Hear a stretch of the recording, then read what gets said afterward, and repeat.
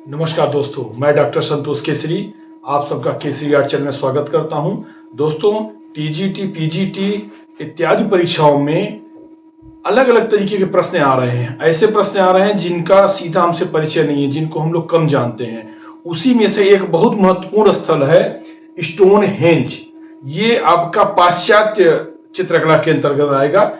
Stonehenge एक बहुत ही प्राचीन शिलाओं का एक क्षेत्र है जो इंग्लैंड में पड़ता है। तो चलिए उसके बारे में बात करते हैं। अभी आपको स्क्रीन में उसका चित्र दिख रहा है स्टोनहेंज का। इस चित्र को आप लोग देख लीजिए। देखिए, विजुअल तरीके से देखने से वो विषय हमको काफी बेहतर याद हो जाता है। तो अभी आप देख रहे हैं, ये आपको स्टोनहेंज की जो शिलाएं दिख रही हैं, ये एक वृत्ताकार शिला है, अंगूठी नुमा इसको कर सकते हैं आप, गोलाकार, वृत्ताकार। इसमें दोहरी संरचना है। तो इसके बारे में बताते हैं आपको। सबसे पहले हम लोग समझते हैं कि ये कहां पर स्थित है। तो स्टोनहेंज जो है वो इंग्लैंड के दक्षिणी भाग में स्थित एक स्थान है जिसका नाम है विल्टशायर के सैलिसबरी के मैदानी क्षेत्र। वो बहुत बड़ा मैदानी क्षेत्र, वहां पे हरा भरा मैदानी क्षेत्र है, वहां पर स्थित है। तो इसको आपको ध्यान देगा, कोई प्रश्न बनता है कि आपका स्टोनहेंज कहां पर स्थित है, तो ये इंग्लैंड के विल्टशायर, अगर विल्टशायर ऑप्शन में आ रहा है तो विल्टशायर, अगर केवल देशों के नाम लिखा है तो इंग्लैंड, तो आपका इंग्लैंड उत्तर सही होगा। तो इंग्लैंड के दक्षिणी भाग में स्थित विल्टशायर के सैलिसबरी जो नामक स्थान है, उसके मैदानी क्षेत्र में यह स्थित है। यह एक प्रागैतिहासिक स्थल है, बहुत प्राचीन, जिसका निर्माण काल 4000 से 5000 ईसा पूर्व माना जाता है। 4000 से 5000 ईसा पूर्व काफी प्राचीन स्थल है। और इसकी जो विशेषता है, देखिए इसकी विशेषता समझ लीजिए। इसका तो समझ में आ गया कि ये कितना प्राचीन है। इसकी विशेषता है कि महापाषाण शिलावर्त, इसको महापाषाण शिलावर्त भी कहते हैं। देखिए इसका मतलब होता है, शिलावर्त का से होता है जहां पर विशाल पत्थरों को, जिसको इंग्लिश में मेगालिथ भी कहते हैं, इसको हम लिख देते हैं मेगालिथ।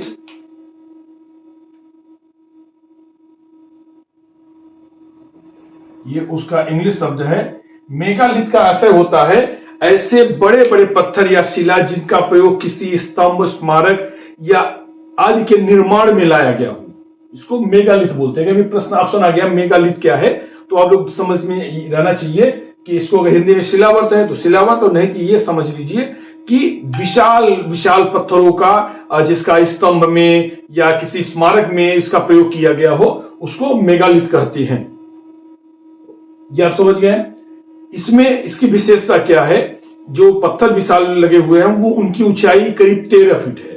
13 फीट दोहरी वृत्ताकार संरचना, इसको आप ध्यान रखिएगा। ये दोहरी वृत्ताकार का आशय ये है कि पहले तो एक अंदर में इस तरह से शिलाओं को लगाया गया जिनकी ऊंचाई 13 फीट है, जो अंदर ही अंदर में, और इसके बाहर एक बाहरी संरचना भी है, वो इस तरह से है। जो छोटे छोटे पिलर हैं, ये आपकी दोहरी, ये ज्यादा महत्वपूर्ण है, जो अंदर वाली है जिसकी ऊंचाई 13 फीट और जिसका वजन, इन एक पत्थरों का वजन 25 टन के आसपास है। अब इमेजिन कर सकते हैं, आज से 5000 साल पहले बिना किसी यांत्रिक उपकरण के 25 टन के विशाल पत्थरों को एक निश्चित कोण पर उसको वहां पर रख दिया गया है।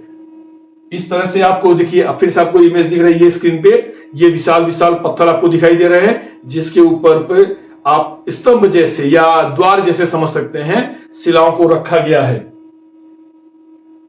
इसके बारे में कहा जाता है कि यह, कुछ वैज्ञानिक इसको प्राचीन वेधशाला भी मानते हैं इसको, क्योंकि इसकी जो संरचना है बिल्कुल ज्यामितीय तरीके से है, कोण और इत्यादि से संबंधित है। इसको कुछ लोग प्राचीन वेधशाला भी मानते हैं। तो ये तो रहा स्टोनहेंज के बारे में। स्टोनहेंज को 1986 में वर्ल्ड हेरिटेज साइट घोषित किया गया था। विश्व धरोहर सूची जो है उसके अंतर्गत 1986 में, हमारे देश में अजंता वगैरह 83 में घोषित किया गया था। उसके 3 साल के बाद यूनेस्को ने वर्ल्ड हेरिटेज साइट, जिसको हिंदी बोलते हैं विश्व धरोहर सूची, उसमें इसको शामिल किया था। अब ये तो बता दिए, अब थोड़ा समझ लीजिए यूनेस्को के बारे में। यूनेस्को क्योंकि आपसे विषय से संबंधित है, तो इसके बारे में आपको जानकारी होनी चाहिए, क्योंकि इससे संबंधित प्रश्न कभी कभी आ जाते हैं। यूनेस्को का निर्माण, जो स्थापना हुई थी 16 नवंबर 1945 को हुई थी। इसका मुख्यालय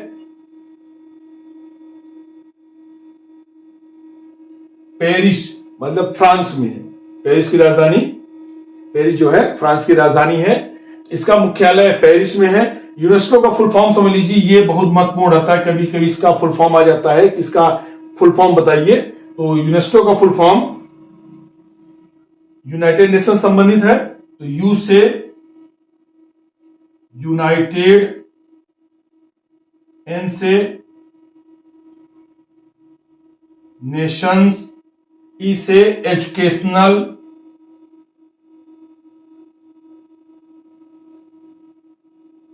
एस से साइंटिफिक,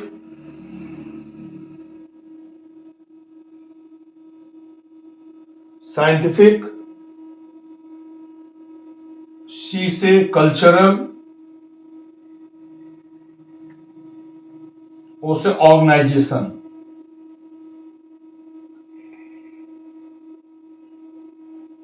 ये है यूनेस्को का फुल फॉर्म, इसको आप लोग देख लीजिएगा। तो United Nation Educational Scientific Cultural Organization, तो इसको आप याद रखिएगा। तो पूरा विश्वास है इससे संबंधित कोई प्रश्न आएगा तो आप लोग बहुत अच्छे से उसको कर लेंगे। मिलते हैं आपसे अगले वीडियो में।